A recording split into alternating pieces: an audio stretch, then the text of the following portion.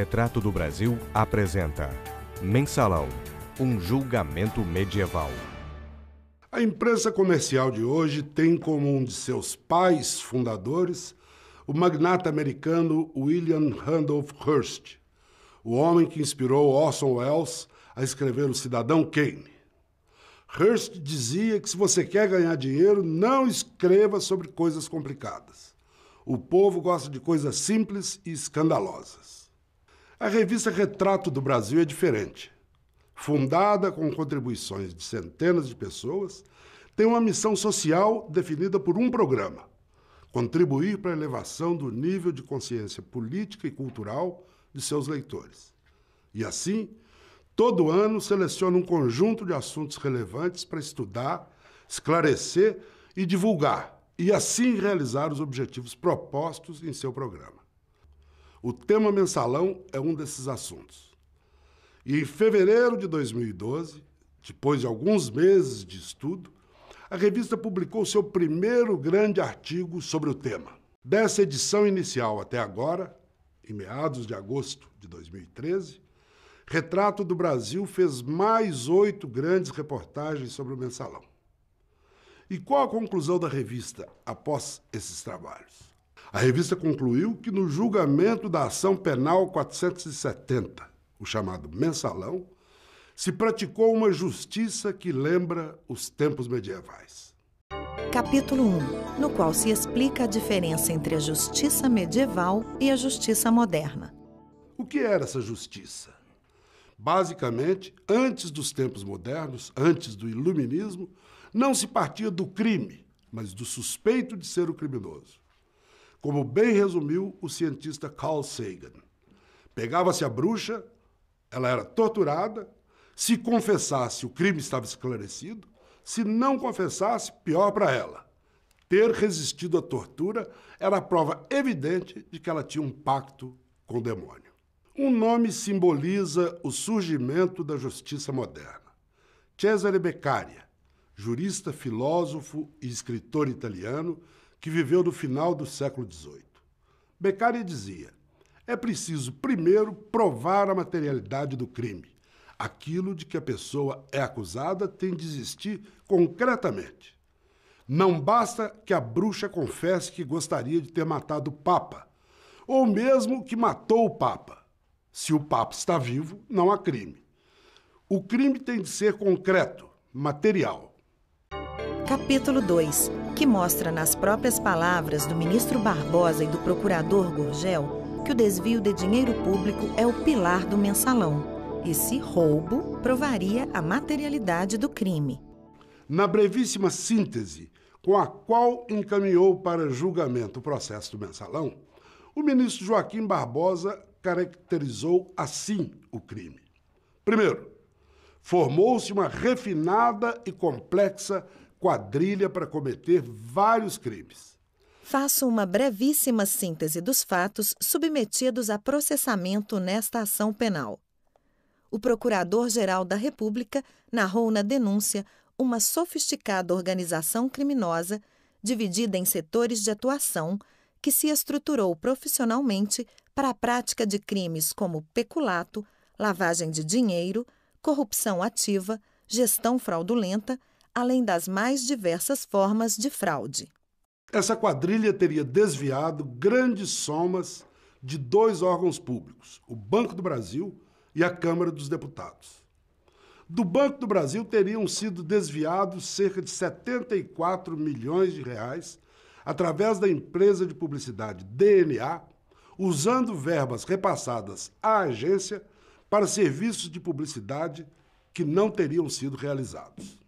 Recursos de publicidade pertencentes ao Banco do Brasil, fornecidos pela Visanet, teriam sido desviados através de antecipações solicitadas pelo réu Henrique Pisolato, em benefício da empresa dos réus Marcos Valério, Cristiano Paz e Ramon Rollerbach. Quanto a esses recursos, o Procurador-Geral da República apontou 4 repasses principais que somam quase 74 milhões de reais, sem que houvesse sido prestado qualquer serviço e sem garantia de contrapartida. Já o desvio da Câmara dos Deputados teria sido comandado pelo deputado João Paulo Cunha. Além disso, na Câmara dos Deputados, o réu João Paulo Cunha também firmou contrato com uma empresa dos réus Marcos Valério, Ramon Rollerbach e Cristiano Paz, a SMPIB Comunicação Limitada. O contrato em questão, firmado inicialmente no valor de 9 milhões, foi assinado ao apagar das luzes, em 31 de dezembro de 2003, e também teria sido fonte de recursos utilizados pela quadrilha para a suposta compra de apoio político, segundo o Procurador-Geral da República. Como diz Barbosa, esses dois desvios, o do Banco do Brasil e o da Câmara dos Deputados, teriam sido usados pela quadrilha para a compra de apoio político, entre aspas. Barbosa escreveu basicamente o que foi, depois, dito pelo procurador Roberto Gurgel quando pediu a condenação dos réus no dia 3 de agosto de 2012 e concluiu suas 5 horas de acusação apontando para o desvio de dinheiro público. Disse ele que a sofisticada organização criminosa que acusava tinha sido criada à custa do desvio de recursos públicos. E disse que se tratava do maior escândalo de corrupção e de desvio de dinheiro público da história da República Brasileira. Como destaquei inicialmente, foi sem dúvida o mais atrevido e escandaloso caso de corrupção e desvio de dinheiro público flagrado no Brasil. Instituiu-se à custa do desvio de recursos públicos uma sofisticada organização criminosa, um sistema de enorme movimentação financeira à margem da legalidade, com o objetivo espúrio de comprar os votos de parlamentares nas matérias tidas como especialmente relevantes pelos líderes criminosos. Capítulo 3. A primeira grande mentira, a de que houve um desvio de dinheiro da Câmara dos Deputados. Vejamos as provas apresentadas pelo ministro Joaquim Barbosa ao condenar o petista João Paulo Cunha pelo suposto desvio de dinheiro da Câmara. Barbosa diz que o desvio está provado por 3 órgãos colegiados de auditoria. Apesar do que foi sustentado pela defesa, fato é que temos nos autos 3 conclusões de órgãos colegiados de auditoria, todos exatamente no mesmo sentido. Ou seja, apenas 0,01% do total dos gastos autorizados no contrato foi executado pela SMPIB. Barbosa dá o nome desses 3 órgãos colegiados. Tanto a equipe de auditoria da Secretaria de Controle Externo do Tribunal de Contas da União, quanto a equipe da Secretaria de Controle Interno da própria Câmara dos Deputados, volume 190, folhas 40.818 e 40.821, e, por fim, os peritos do Instituto Nacional de Criminalística da Polícia Federal, foram uníssonos em afirmar que a subcontratação alcançou 99,9% dos serviços no âmbito do contrato celebrado com a SMPIB Comunicação. Vejamos, no entanto, a investigação feita pela revista Retrato do Brasil a esse respeito. Quem fala é o jornalista Raimundo Pereira, seu diretor. Sobre o suposto desvio de dinheiro da Câmara dos Deputados, o ministro Joaquim Barbosa diz 3 coisas. Primeiro, que a auditoria da CECIM, a Secretaria de Controle Interno da Câmara, concluiu que havia um desvio de dinheiro público no contrato da SMPIB com aquela Casa Legislativa. Isto é uma mentira. Raimundo Pereira contou a história do suposto desvio de dinheiro da Câmara na edição 68 de Retrato do Brasil. Mensalão especial. Como se inventou o desvio de dinheiro da Câmara dos Deputados. Esta é a abertura da matéria, que está em 8 páginas da revista. A grande arte de Joaquim Barbosa. Como o atual presidente do Supremo Tribunal Federal armou as condenações de João Paulo Cunha e dos dirigentes da SMPIB por um suposto desvio de dinheiro da Câmara dos Deputados. A matéria conta como surgiu a história da investigação contra Cunha. Cunha tinha sido presidente da Câmara em 2003 e 2004. Na eleição de 2005, o PT se dividiu. Foi eleito então, como presidente da Câmara, Severino Cavalcante. Raimundo mostra que quando surgiu a denúncia de que Cunha havia desviado dinheiro da Câmara, o próprio Cunha pediu a Severino uma investigação do Tribunal de Contas da União e que Severino fez isso e pediu outra investigação a Alexis Souza, que nomeara para a Cecim a Secretaria de Controle Interno da Câmara. Raimundo mostra que Alexis não chegou a ser empossado como diretor da Cecim. Severino se demitiu da presidência da Câmara em setembro de 2005. A indicação de Alexis para a Cecim não foi confirmada pela nova secretaria eleita para a casa, com Aldo Rebelo na presidência. Raimundo partiu do relatório Alexis, leu os 8 volumes com 1.929 páginas da investigação da Câmara e mostrou que o relatório Alexis foi então sucessivamente aprofundado e reformulado por 8 comissões de sindicância da Câmara. E a conclusão desse longo trabalho colegiado, exatamente ao contrário do que disse Barbosa, concluiu que não havia ilegalidade no contrato. Segundo, o ministro Joaquim Barbosa diz que a equipe de auditoria da Secretaria de Controle Externo do Tribunal de Contas da União comprovou a existência de desvio. Isso também é falso. Raimundo sugere ao leitor que veja no YouTube, no dia 16 de agosto de 2012, na segunda parte do vídeo, aquela sessão do STF, logo depois de 1 hora, 3 minutos e 10 segundos. Vejamos. A Corte de Contas, portanto, uma secretaria disse uma coisa, o que eu já citei, foi trocada toda a equipe, que posteriormente disse o contrário. Raimundo diz que, com a performance que acabamos de ver, Barbosa tentou desmoralizar o relatório do TCU, porque, ao contrário do que ele diz, o colegiado, o pleno do TCU, considerou o contrato da SMPIB regular. E mais, por que o TCU disse que a SMPIB realizara 11,32% do contrato e ele, Barbosa, insistiu o tempo todo que a SMPIB só realizara 0,01% do contrato. Ou seja, o TCU disse que o trabalho da SMPIB valia 1000 vezes mais do que Barbosa insistiu o tempo todo em dizer.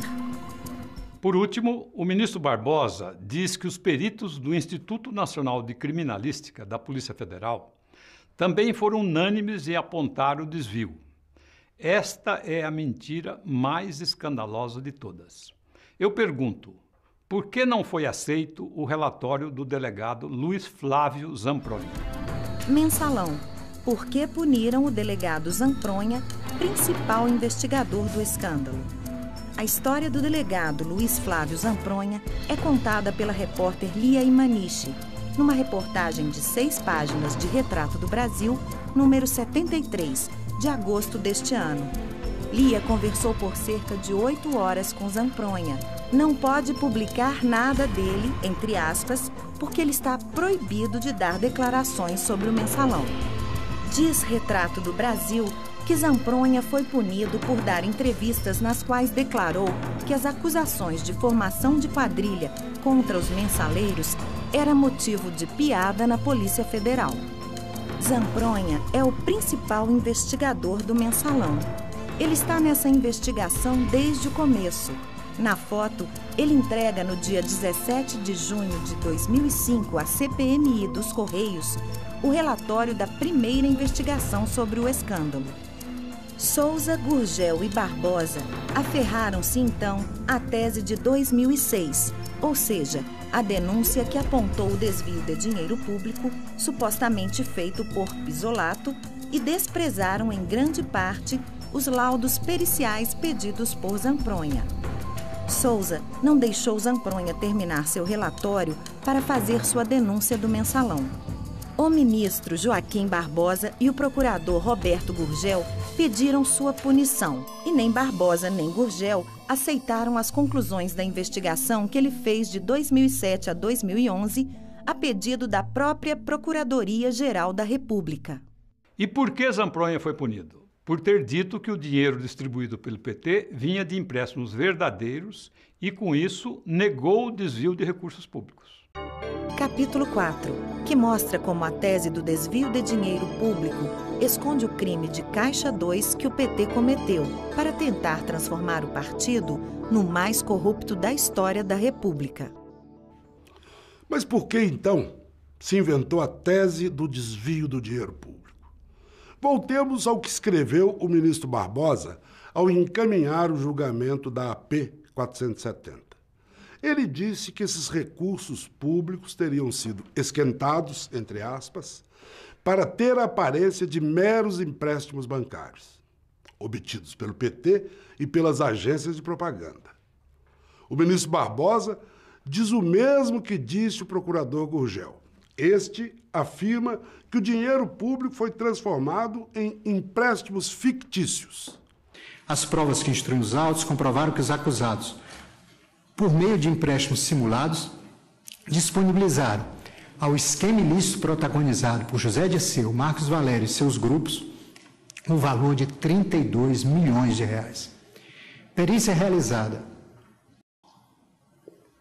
pelo Instituto Nacional de Criminalística, laudo 1869 de 2009, comprovou que os valores efetivamente saíram da instituição financeira e ingressaram na conta das empresas SMPIB, Grafite Participações Limitada e do Partido dos Trabalhadores, nos anos de 2003 e 2004, sob o manto de empréstimos que, do ponto de vista formal, apresentavam-se como perfeitos.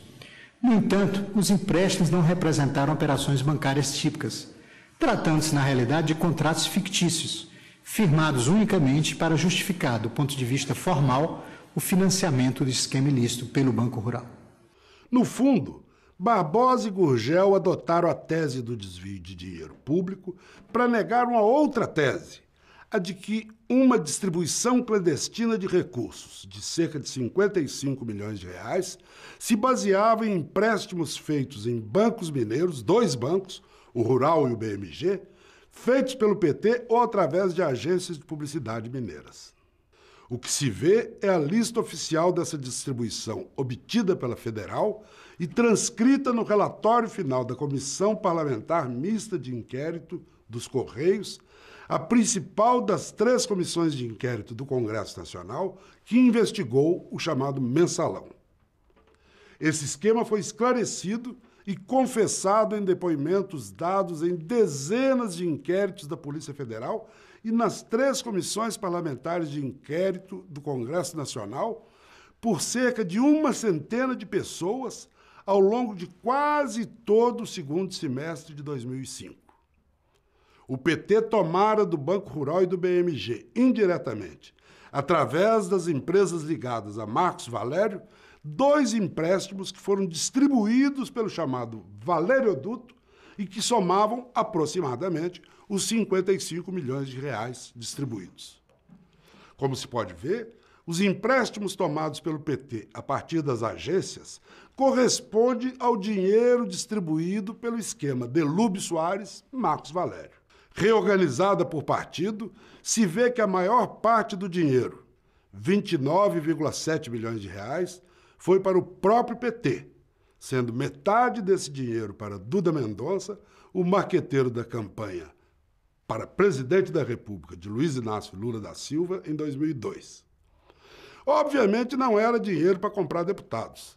O PT não iria comprar a si mesmo.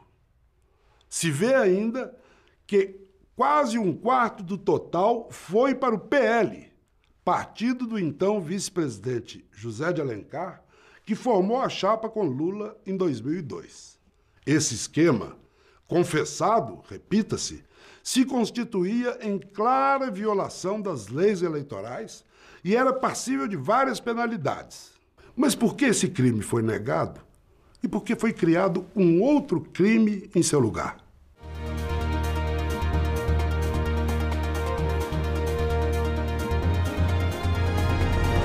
Acompanhe essa animação em câmera lenta e você vai entender.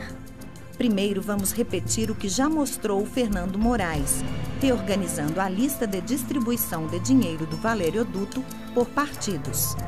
Pronto. Como disse nosso apresentador, o PT, Duda e o PL levaram a maior parte, cerca de 80% do total, sinal claro de gastos com a campanha PT-PL, que elegeu Lula do PT, José de Alencar do PL. Agora, vamos comparar os totais das duas tabelas, a dos empréstimos e a da distribuição de dinheiro. Como se vê, eles praticamente coincidem. O que se inventou, então, para transformar o PT no partido mais corrompido do país?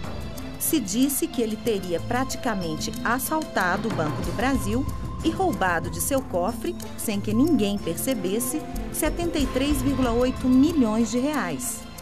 A maior mentira de todas, a de que foram desviados 73,8 milhões de reais do Banco do Brasil. No dia 29 de agosto do ano passado, quando o Supremo Tribunal Federal condenou os réus da AP 470, que teriam sido responsáveis por esse desvio, o ministro Gilmar Mendes disse que o fato mostrava uma espécie de falência moral do país. O que fizeram com o Banco do Brasil? Quando nós vemos que em curtíssimas operações, em operações relativamente singelas, se tira dessa instituição 73 milhões, sabendo que não era para fazer serviço algum, e se diz isso, inclusive, não era para prestar serviço. Eu fico a imaginar, não é? Como nós descemos na escala das degradações. A fala do ministro Mendes não tem qualquer fundamento, garante a revista Retrato do Brasil. Como se sabe, o Banco do Brasil era associado à Visa Internacional, numa empresa formada aqui no Brasil para venda de cartões de crédito da bandeira Visa, cujo nome, na época, nome de fantasia, era VisaNet e que hoje é a Cielo. Os quase 74 milhões foram recursos repassados pela VisaNet entre 2003 e 2005 para que o Banco do Brasil pagasse trabalhos de promoção e de publicidade na venda dos cartões dessa bandeira. Em dezembro do ano passado, Retrato do Brasil publicou uma matéria de capa com a prova do erro do STF. A revista diz: documento da investigação do Mensalão, não divulgado pela VisaNet Cielo, a verdadeira dona dos recursos, mostra que o desvio de 73,8 milhões de reais do Banco do Brasil, tese mestra aprovada no Supremo, não existiu. Um assassinato sem um morto. Henrique Pisolato foi condenado no STF por um crime: ter desviado 73,8 milhões de reais do Banco do Brasil. Mas o desvio não existe. Retrato do Brasil compara a acusação do STF à tentativa de condenar uma pessoa por matar outra, sem que primeiro se mostre que o morto existe. A tabela da Companhia Brasileira de Meios de Pagamento para a Receita Federal, a ex-VisaNet, hoje Cielo, diz que tem todos os comprovantes de que os eventos foram feitos. A lista mostra, por exemplo, o gasto de R$ 320 mil em publicidade dos cartões Ourocard Visa na 48ª Festa do Peão Boiadeiro de Barretos. A lista mostra os gastos de 2,8 milhões de reais e mais 2,6 milhões de reais em mídia aeroportuária e publicidade em edifícios, relógios de hora e temperatura. A lista mostra gastos da campanha Ourocard Gestos, de 870 mil no Dia dos Pais com a TV Globo, de 370 mil reais em shoppings, mais 1,8 milhão com a Globo no Dia das Crianças e mais 710 mil também com a Globo no Natal. Agora, 2 dos acusados pelo desvio conseguiram reunir novas provas de que os serviços foram efetivamente feitos. Eles lutaram com extrema dificuldade, pois a empresa, através da qual esse suposto desvio teria ocorrido, a agência de publicidade DNA, praticamente deixou de existir e parte dos seus documentos até hoje não foi devolvida pela Polícia Federal. Mesmo assim, conseguiram, primeiro, a lista de todos os fornecedores que foram pagos pelos serviços prestados e lhes encaminharam petições para que confirmem os trabalhos realizados. Segundo, apresentar os recibos e a contabilidade precisa de 85% desse valor total com os recibos que já têm. Terceiro, encaminharam à Polícia Federal o pedido para recuperação documental dos 15% faltantes e, quarto, encaminharam formalmente à Visanet e ao Banco do Brasil, que eram responsáveis pela guarda desses recibos, pedidos para que eles tornem públicos estes documentos. A revista Retrato do Brasil, na sua edição de setembro, mostra a lista dos 21 pagamentos à Globo que constam da perícia apresentada à imprensa. Se o dinheiro do fundo Visanet tivesse sido desviado do Banco do Brasil, o principal acusado de ter recebido o desvio seria o Grupo Globo de Mídia, cujas empresas receberam cerca de 5,5 milhões no total. Entre os grupos, a maior fatia dos gastos do fundo com mídia, que por sua vez é a maior rubrica dos dispêndios. A lista que se vê contabiliza parte dos gastos com publicidade e propaganda para o cartão Visa Electron pré-datado. 100 empresas de mídia, TV, rádio, imprensa e internet receberam recursos do programa. Ou seja, embora a Globo tenha recebido uma boa parte dos recursos do fundo Visanet, muitas outras empresas do Brasil inteiro poderiam atestar que receberam também uma parte, ou seja, que não houve o tal desvio de dinheiro público. E agora que a fantasia do desvio de dinheiro público está desmascarada? No último artigo de Retrato do Brasil sobre o Mensalão, escrito por Lia Imanishi e Raimundo Rodrigues Pereira, os dois repórteres opinam que o julgamento do Mensalão, por ter condenado 25 réus, de um modo geral, a enormes penas por um crime gigante, cuja materialidade, um grande desvio de dinheiro público, é inexistente, deveria ser anulado.